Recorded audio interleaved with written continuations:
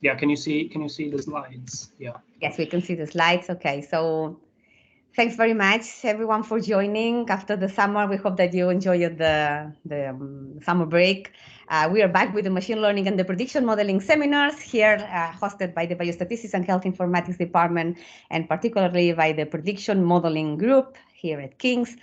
We are delighted to be today with Gabriele La Malfa. I met him in the King's AI Festival. I got very interested on his research on fairness and multi-agent systems, and I really wanted to invite him to be in our talks, and we thought that that would be an excellent opportunity to get him opening the seminars for this year.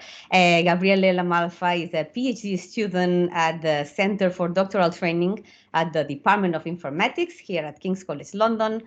He works on fairness in multi-agent systems, as we will see soon on his talk, and he's also part of the Safe and Trusted AI. So thanks very much, Gabriel. So we will be through your presentation 45 minutes, and afterwards the attendants will have a chance to ask the speaker the questions and make any comments that you may have. And just for all of you to know, this will be recorded and then will be shared through our website, so that if you need to leave or you have anyone that is interested, you know that this will be recorded and shared afterwards. So thanks very much, Gabriele. It's all yours. Thank you. Thank you, Raquel. So thank you very much for being here, everybody. This is the title of my presentation, Fairness in Multi-Agent Systems, and I thought to go through some concepts that are related first to fairness, and then dig more into the details of fairness with an application to multi-agent systems. Please keep in mind that this is not final research, it's an ongoing research, so this is something that I'm working on. So if there is anything, just let me know, and any feedback is much more appreciated. So let's give it a start. So of course, whenever we speak about fairness, the first thing that we have to keep in mind is why algorithms have problems with fairness. So we start with this question, because of course, if algorithms don't have problems, we wouldn't have this presentation.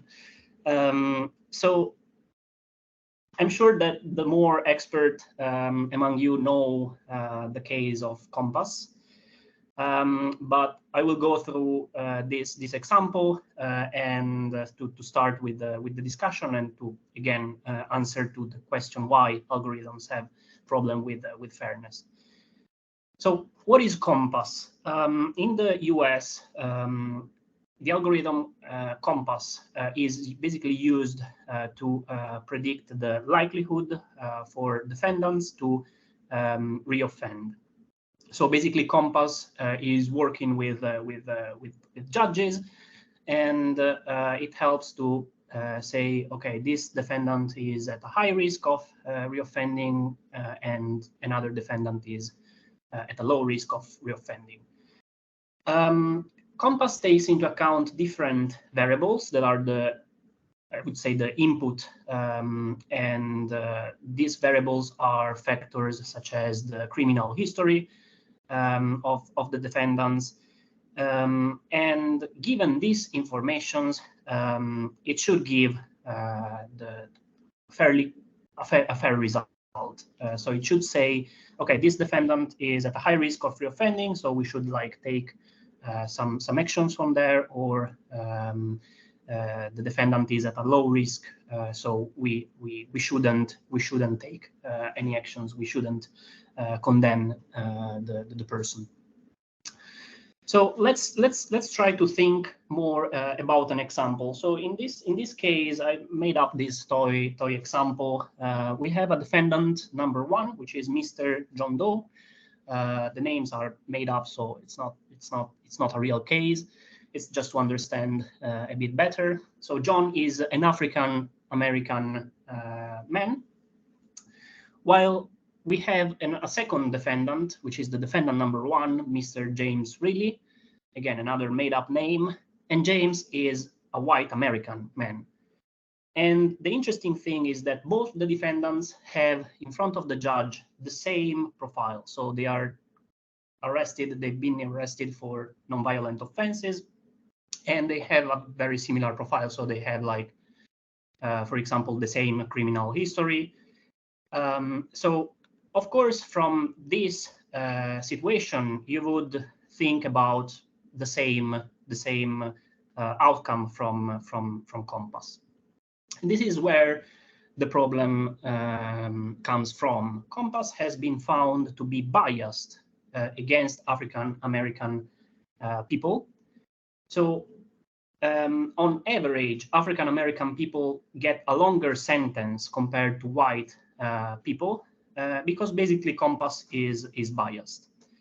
Now, the problem might be on the data. The problem might be on the algorithm, how the algorithm takes decision. This is something that for whatever algorithm is debatable.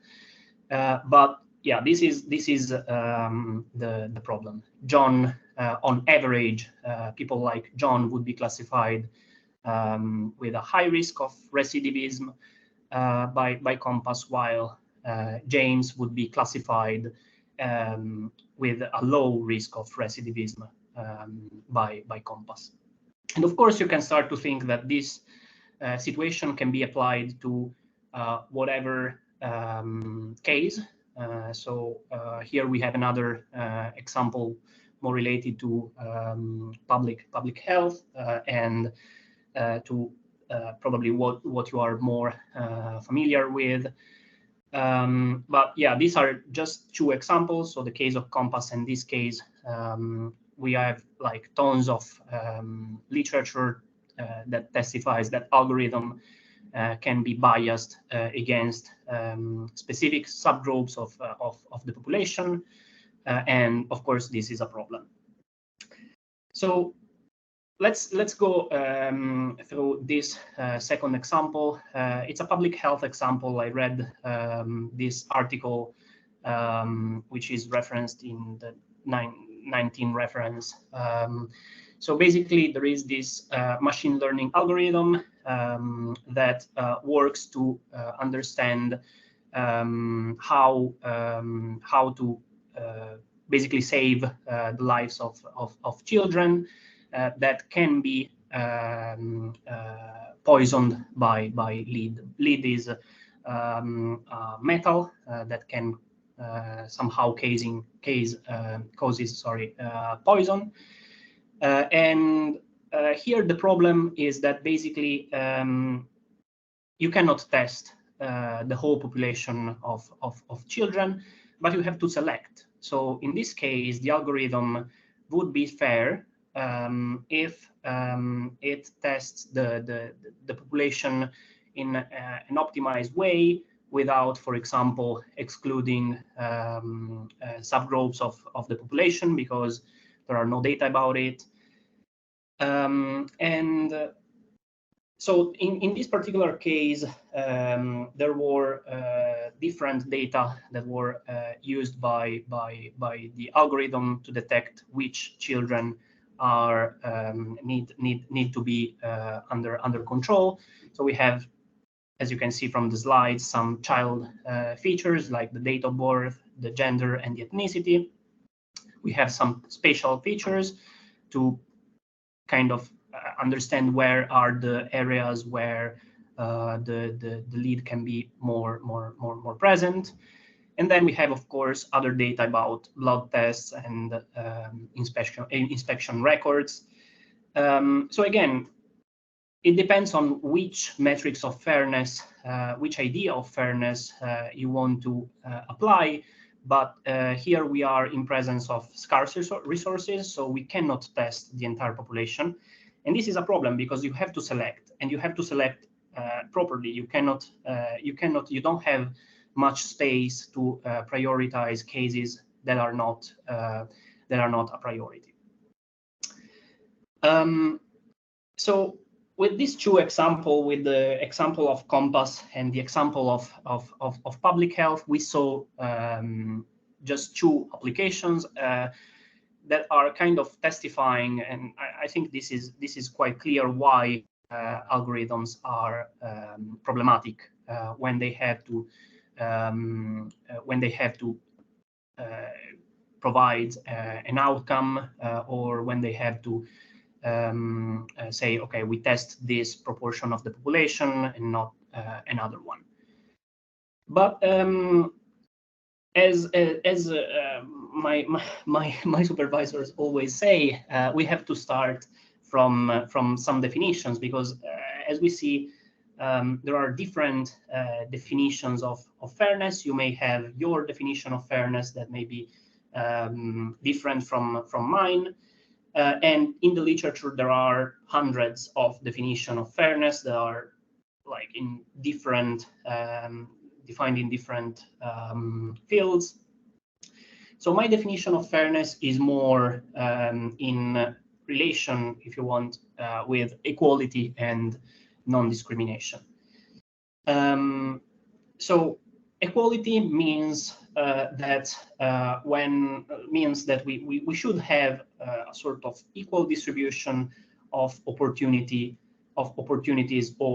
and resources. And by equal distribution of resources, I think it's pretty straightforward to understand that we should have like an equal distribution of whatever resources, like such as economic resources or welfare resources or whatever. Here the keyword is equal, of course, and we have to like understand what equal means. But yeah, you can have like a kind of rough idea about what I mean by equal distribution of resources. We also value very much the equal distribution of opportunities. That means that, for example, we can think that our population, so the population of UK teenagers, should have the opportunity to go to high school or to the university. But this is just an opportunity. So we should guarantee the opportunity to go to, for example, the university. But if I'm lazy and I decide to do not go to the university, that's fine. I still have the opportunity. So it's slightly different from equal distribution of resources, and we value this very much. The concept of non-discrimination is more relatable to unbiased or unprejudiced treatment of individuals or groups. So this can be somehow related to the concept of equality. So for example, if I have like an unequal distribution of resources, for example, I might be discriminatory. But I would say that this is a more that this concept is more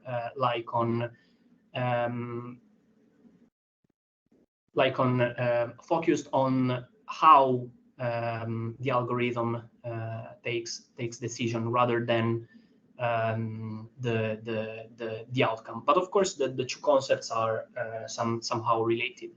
For example, non-discrimination, I can do like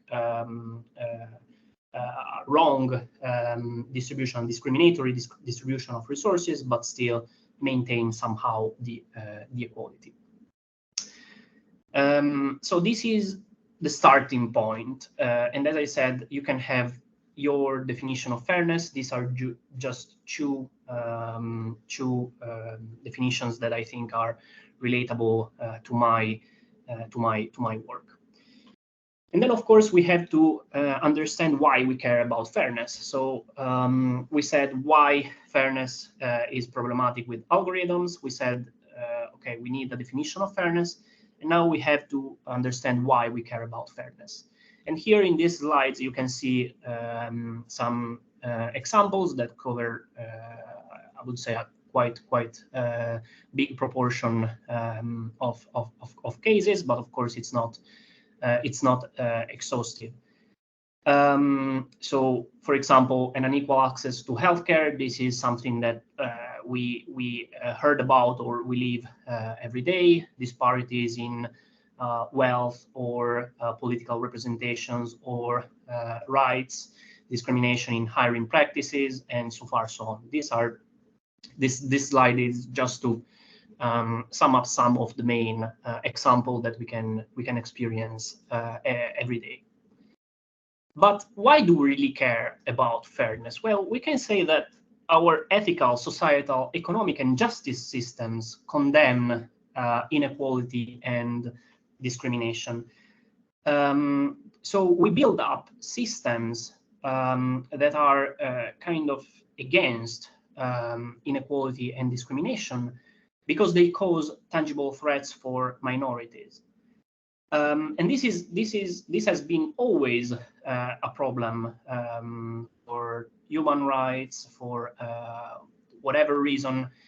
But of course, this is something that we have somehow to keep in mind. There are institutions, there are systems that are against inequality and discrimination. So humans build up these concepts, this definition of fairness, and on top of that, they build up also these systems. And then, of course, you can dig more into the details of why our ethical, societal, economic, and justice systems are built on these principles. But we are not here. We are not here for that. This is not the space for that. Right. So we are speaking about fairness, but computationally. So fairness, but computationally means that we try to use our tools that are kind of computationally treatable, like mathematical tools, statistical tools, or also computational tools to, first of all, understand fairness. Then, in order to understand fairness computationally, we usually have a definition of fairness. So, for example, a mathematical definition. Then, with a definition of fairness, we can measure fairness, and then we can mitigate.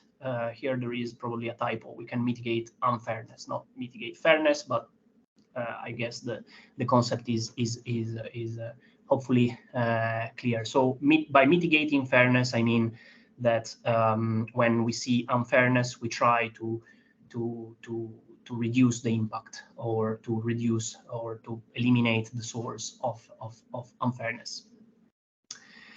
One of the fields that are computationally more recognizable is the field of algorithmic fairness. And algorithmic fairness is having now a lot of attentions because of what we saw just before, because we see that there are effectively huge impacts on minorities. So from now, I'm going to be a bit more technical, just a little bit, to show you basically how we define and measure fairness in a computational way. So this is the same example. This slide is divided. You have to interpret it like it is divided into two columns. On the left, there is our example that we have seen previously, and on the right there are more the corresponding elements of algorithmic fairness. So John and James are, in our case, our population, and by population I mean the targets of our algorithm. The nonviolent offense is basically a sort of element for our risk assessment score. So in this case, the nonviolent offense should correspond to low risk of recidivism, which is of course debatable, but this is the idea of this slide. Then there is the different racial backgrounds. We said that John is African American while James is white American, and this is and the ethnicities of the populations is the protected attribute. So what we think among the attribute should be the one that we try to protect, that we try to inspect to see if the algorithm is fair or not. And then there is the conviction, which is the outcome that Compass provides. So either high risk of recidivism or low risk of recidivism. Okay, so from now, I will present you just a bunch of the main metrics of fairness. There are much more in the literature. We are not going through all of them, but I guess this is a good sample of definitions that may help also non-expert to go and find resources in the literature. So the first definition, okay, just a first reminder. From now, when I will speak about these specific definitions of fairness, you will see that there will be like a frame, a blue frame, where I put an example, and below that frame there is a more technical definition in the white space of the slide. So the first definition of fairness that we are looking at is called demographic parity. So we have again the same example that we have seen previously. John is African American, James is white American, and they were both convicted. Compass says basically that John is at a high risk of reoffending, while James is at a low risk of has a low risk of reoffending. And both the John and James, they both have the same profile. So the unfair result in this case is that John, or I would say people with the subgroups of the population with the characteristics of John, receives a longer sentence compared to James or the subgroups of the population that have the characteristics of James. And of course, this is not fair because John and James have the same characteristics. The only thing that is different is their ethnicity. So to be a bit more technical, in this case, demographic parity is measuring the prediction. So you see the formula is the probability of having whatever results, given the fact that the two sample taken from the population have a different realization of the protected attribute. And of course, this means that the algorithm is fair if it produces the same prediction no matter of the protected attribute. So we shouldn't basically discriminate John from James because John is African American and James is white American. So this is the concept of demographic parity. Then we have other concepts that are very similar to demographic parity, for example, equalized odds or equal opportunity. I thought that for this presentation, it doesn't make much sense to go through these two definitions because they are kind of similar conceptually to demographic parity. So I think it's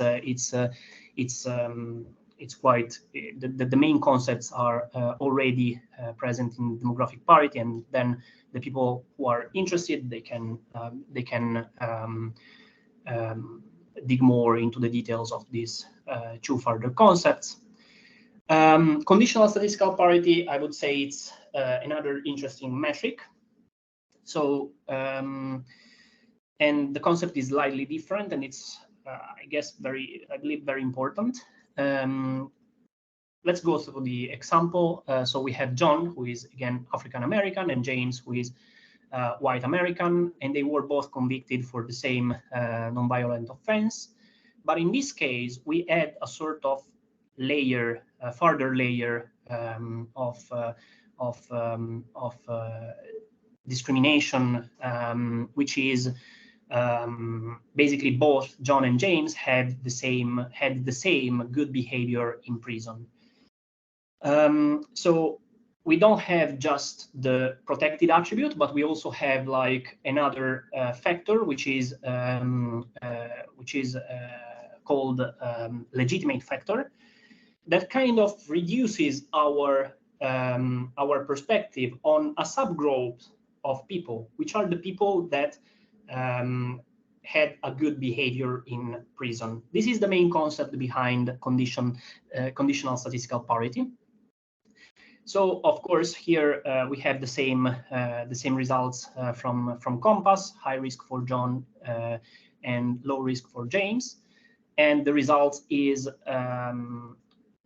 unfair because the algorithm is like taking the wrong decision, even though the two people have the same good behavior, had the same good behavior in prison. So more technically, here we are conditioning the algorithm fair.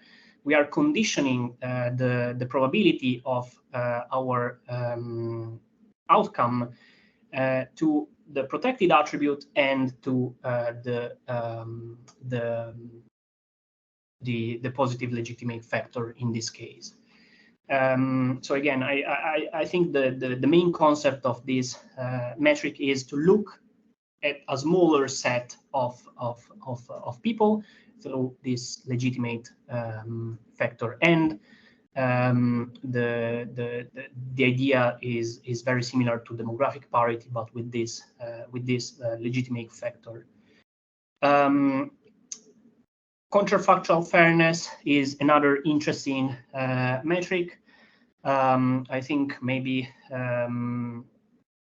for the sake of time, I will not go through this metric as well, but it's very interesting. It's basically telling us that if we have like a factual world, so the current state of the situation. So, for example, John is African American, and we imagine a counterfactual world where John is not African American, then what would be the response of the algorithm? And of course, if the response of the algorithm is different, that means that the protected attribute has an impact. So the algorithm would be unfair. Right. So these metrics that we have seen until now, they belong to the area of group fairness metrics, because most of the time we look at subpopulation of people. So even though I made the example on single people, those people represent the subgroups of our population. There are other metrics such as fairness through awareness, or the next one, fairness through unawareness, that are known as individual fairness metrics. So they are more oriented on understanding if the single treatment of the person involved is fair or not, of course, from the algorithm. Fairness through awareness is like an interesting definition, because It says that an algorithm is fair if individuals with similar attributes are treated as similar. So this is kind of like an interesting perspective on fairness, because of course we in this case the attributes that we are considering as protect, it's important for the decision of the algorithm. So we need to know if the two people, John and James, are belongs to a specific population, or they have a specific protected attribute. The next metrics is fairness through an awareness. So it's kind of the opposite idea. So an algorithm is fair if individuals are not treated differently due to different attributes. Fairness through an awareness, I guess it's an interesting case, especially when we think about hiring process. When we imagine like hiring companies that are going through CVs of potential candidates, we may think that being conscious, for example, of the sex of the candidate might be a good or a bad thing. In case we think we should be aware of the sex of the candidate, then we are in front of fairness through awareness. So the algorithm should fair knowing the sex of the candidate that the company is selecting. Well, fairness through an awareness means that we have we might have like a mechanism that hides the sex of the candidates, so that we are not aware. So the algorithm takes a fair decision because it's not aware of these protected attributes. We discovered that this is not, that being unaware, especially in hiring process, being unaware of the protected attribute is not a guarantee of fairness. But still it's an interesting metrics. And treatment equality, I would not go into this definition. I just put it in the slides in case you are interested in. Here we are speaking about ratios of false negative, false positive. So I'm not going into the details because I guess it's for considering also the audience, it's probably a bit tiring, this definition, but of course it's interesting as well. So now we have like kind of had hopefully a good overview on some concepts of fairness in a computational way of thinking fairness. Now I want to kind of start with the second part of the analysis. So I want to start with fairness in multi-agent systems. So what is a multi-agent systems first? Probably most of you are aware of the ultimatum game. This can be thought as a multi-agent systems because we have two agents that are interacting to split a sum of money. So this, according to some definitions of multi-agent systems, is enough to define this context where Alice and Bob are dealing, are making a deal now for like defining a multi-agent systems. Indivisible goods allocation games is another quite important example of multi-agent systems. So in this case, we have 3 cars, and we have to find out a way through an algorithm to distribute this car to Alice, Ellie, and Bob according to their preference. And of course, we can think about like ways of distributing these goods in a fair way, such as, for example, everybody's happy. And this is another example. It's very famous. It's an Activision game, quite old. It's tennis, so I guess I don't have to explain the rules of tennis. But again, we have this concept of two agents that are playing tennis. And the interesting concept here is that we have an environment. So we have like the pitch set some rules that the agents cannot break. And I guess this is more like in line with a more modern concept of multi-agent systems. But in my opinion, also the ultimatum game and the goods allocation games are multi-agent systems. So fairness in multi-agent systems. So we said in the ultimatum game, agents negotiate. We said that we have an allocation of indivisible goods in the goods allocation games, where with the cars. And we said that in tennis, agents play a match to get points. So fairness in this case is how I judge the action of agents. So fairness is basically a judgment on how agents act towards others. Sorry. So to give you an example, for example, let's take the ultimatum game. In the ultimatum game, we have a proposer and we have a responder. The proposer is someone who, and we have a sum of money that the proposer and the responder have to split. The proposer proposes a ratio of the total amount and of money, and the responder has to say yes or no to that ratio. If the responder say yes, so let's say that Alice proposed like 20%, and the responder say yes, the responder gets the 20% of the amount of money and the rest goes to Alice. If the responder says no, the amount of money remain there and nobody gets anything. So in this case, you may think about, and there is like, again, a lot of literature about what is the fair proposal from Alice with respect to the responder.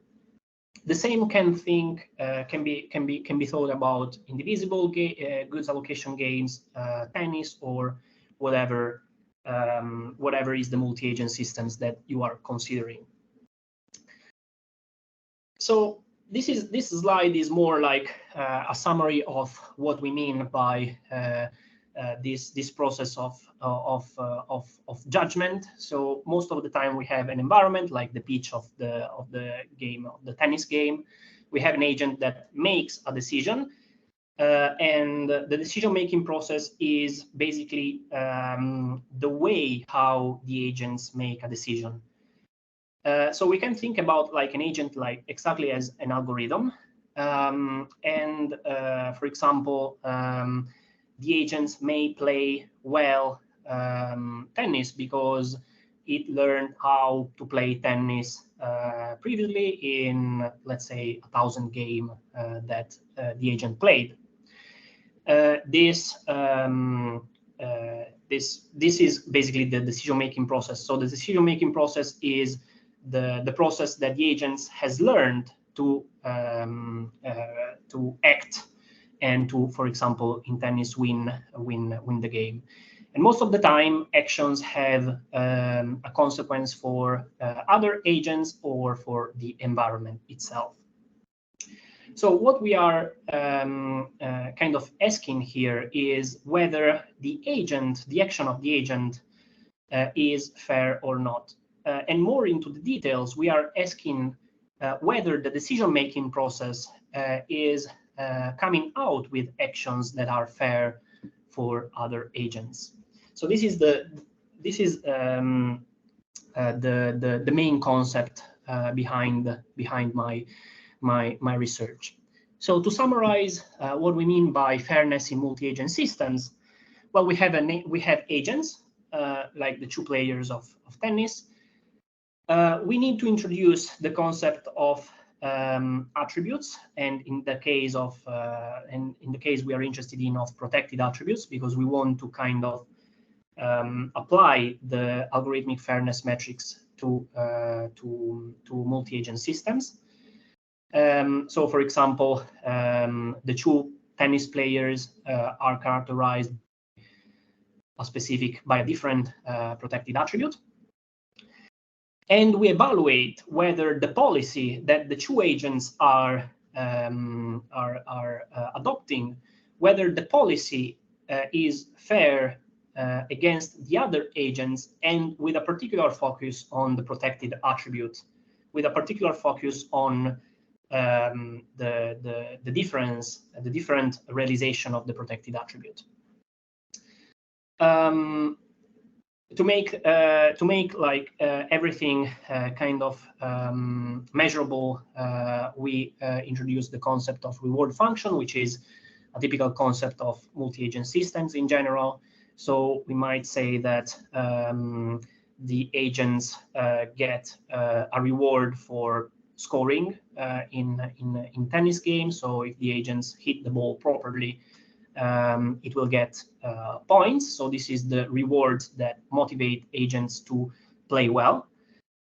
And the fairness is, again, this judgment that from an external perspective, we introduce and we evaluate basically whether the policy of the agents is fair towards the other agents, with, again, a focus on the protected attributes.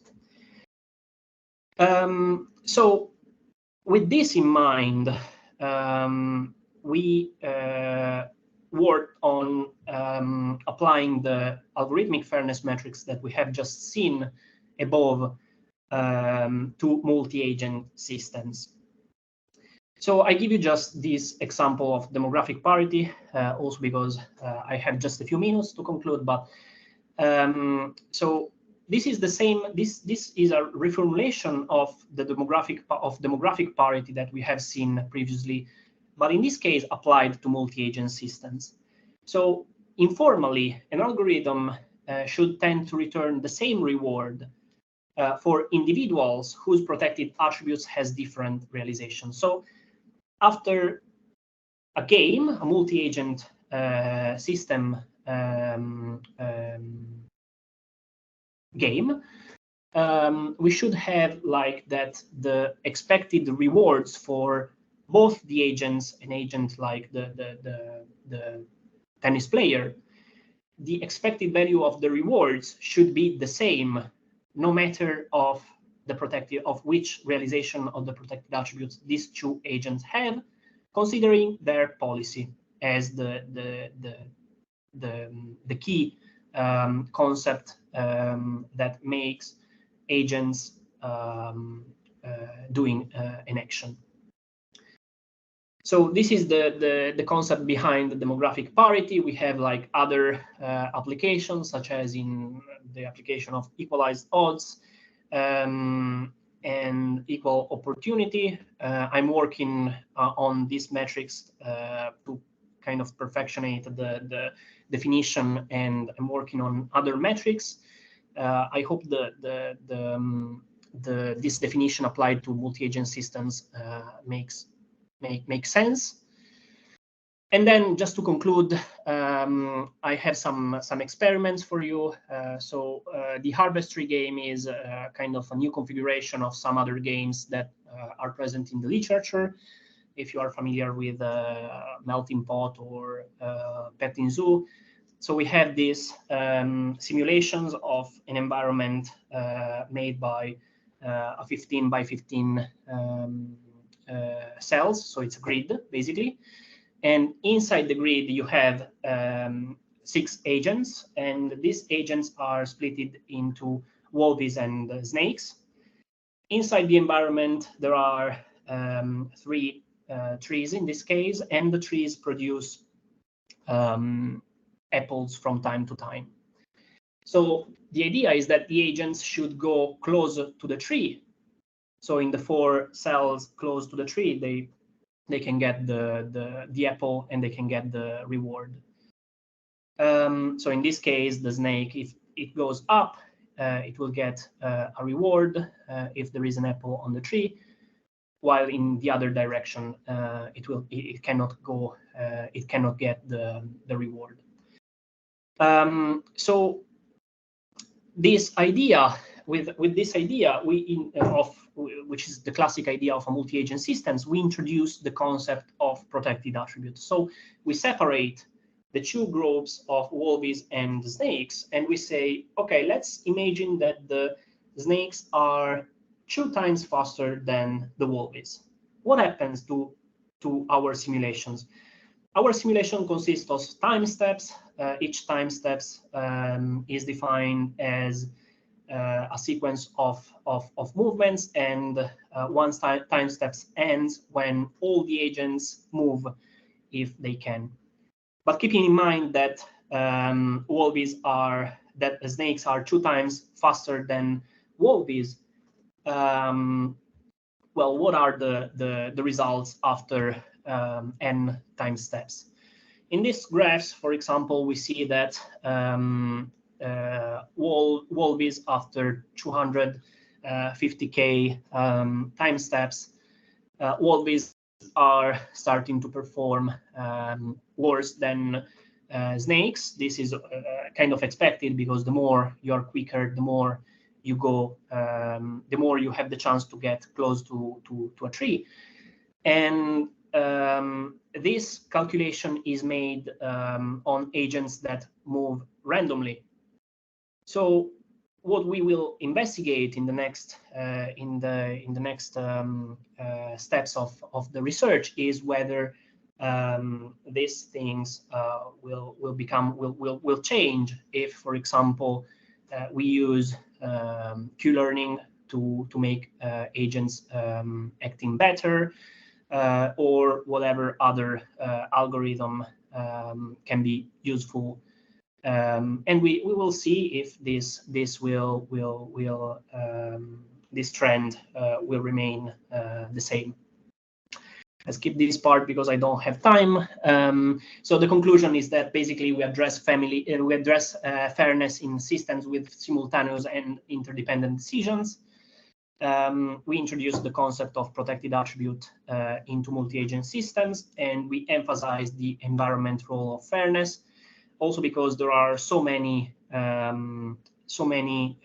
things that may impact on fairness that are relatable to the environment, that we can also understand in the future how what is the role of the environment in terms of the fairness of the two types of agents. Yeah, and these are the future directions. I think, yeah, you have some references here, and yeah, that's it, I think. Thank you very much. Thanks very much, Gabriele, for this very informative presentation. Very interesting. We still have 10 minutes for getting some questions from the attendants. So if there's anyone, there's already one question in the chat. Maybe I should just proceed with this one first. And so Ling Long is asking if, for the definitions of fairness that you were mentioning before, and these definitions don't take time into account, for example, data drift or model drift? Well, the idea is to measure fairness after, in my game, for example, after n time steps. So you can decide, okay, I evaluate the fairness with demographic parity after 250k time steps, for example, as I did. And I don't know if this answers the question, but it's like we are observing how agents move, how agents get rewards, how agents act with their policy, and we measure fairness when we stop and we decide, okay, this is a good point where we can measure fairness. And yes, you can measure also the trends in time, the trends of fairness. There is another opinion in the chat from Tang Zheng, thank you, and saying that that it's already it's also related to fairness and the research from that person, and it's giving a humble opinion. I doubt that the traditional definitions of algorithmic fairness take time into account, but it would be interesting to see if there is any variation of those definitions to apply to scenarios like online learning, where the data is consistently updated by time. Well, I guess this depends on the definition of. I'm not aware of the definition of time in terms of fairness metrics. I should probably think about it, but well, the agents update, for example, their rewards with time, and we don't have to think about like our example. We can think about like other examples when the actions are not in a grid, when we can have just sort of deal between agents without an environment. The data are updated, so it depends on where you measure fairness in time. But again, I'm not expert of time in relation to fairness, so I'm happy to hear more about it. And by the way, I'm here in Bush House, 5th floor. So if anybody wants to come and have a chat, I'm happy to grab a coffee and we can speak. Thanks, Gabriele. Is there any other question? Any comment from the attendants? I have a very quick question. I'm obviously not expert on the area, but when you talk about protected features, these are features that are defined as protected by the developer of the algorithm, or that's something that is decided afterwards, after seeing the algorithm working? Well, I guess it can be both. It depends what is if the developers of the algorithm thought about it.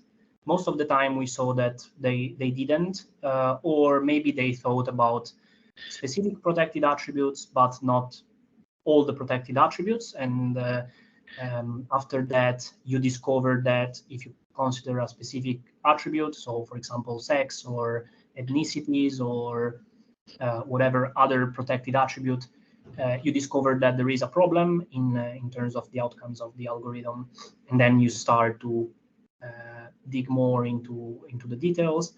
But yeah, in general, algorithms, we test algorithms with thinking about like a protected attribute, and we define like protected attributes. So it's both. It can be both, I would say. Okay, makes sense. I have there's another question in the chat. So my MSc project is from Asad Rahman. Thanks for the question. My MSc project was to use machine learning to detect fairness. I considered two sources of unfairness, algorithm and sample set. Could you use some statistical skewness to correct the unfairness on the outcome, not knowing where the source of the unfairness is? Well, I guess this is a huge debate. So there is this huge debate in computer science whether unfairness comes from the data or from the algorithm. I'm not an expert of this, but I know that it exists. So there is also a lot of literature on how to mitigate unfairness.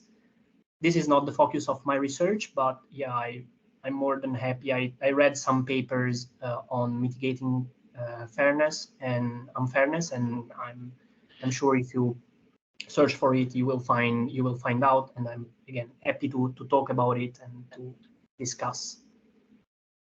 Thank you. There are 4 minutes left now to finish our meeting. If there's any other question, we still have time for a last one.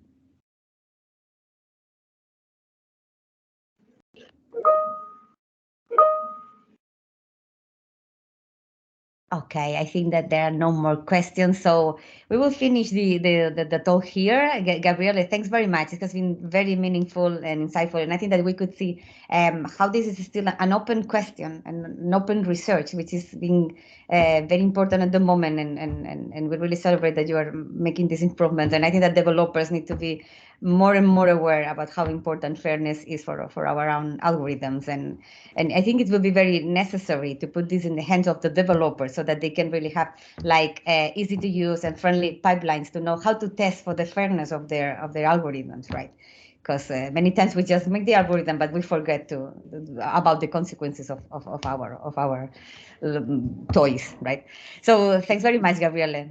Thanks for your talk, and thanks for all the attendance to come to the meeting today. We will be here again next month on the, I think it's 25th of October, which is the last Wednesday of the month. We will have with us Yi Jiangje, who is a PhD student working on the application of topological data analysis to the analysis of big biomedical and large biomedical data sets. So that promises to be very interesting as well. So we will see you here. Thanks very much to everyone, and have a very nice evening. Thank you. Thank you.